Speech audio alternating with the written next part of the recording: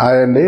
మనం ఈరోజు ganglionic cyst అనే వ్యాధి గురించి తెలుసుకుందాం. ఈ గ్యాంగ్లియానిక్ సిస్ట్ అనేది మేజర్గా తీసుకున్నట్లయితే ఎక్కువ మందిలో మనం చూసేది ఎక్కడంటే మన వ్రిస్ట్ జాయింట్ దగ్గర అండి. ఇప్పుడు మన వ్రిస్ట్ జాయింట్ దగ్గర ఈ ఏరియాలో కానివ్వండి చిన్నగా పెరుగుతుంటుంది, లేకుంటే ఇక్కడ ఈ ఏరియాలో కానివ్వండి కొంచెం ఇక్కడ ఈ ఏరియాలో కానివ్వండి కొంచెం స్వెల్ అయి ఉంటుంది. ఇక్కడ సిస్ట్ మాదిరిగా పెరిగిపోయి ఉంటుంది. ఇక్కడ విపరీతమైన నొప్పి, ఇక్కడ టచ్ చేస్తే కూడా నొప్పి ఉంటుందండి. అంటే ఇక్కడ వ్రిస్ట్ జాయింట్ మధ్యలో అక్కడ జాయింట్ మధ్యలో ఉన్న ఫ్లూయిడ్ అనేది లీక్ అవ్వడం, బయటకు రావడం అనేది జరుగుతుంది.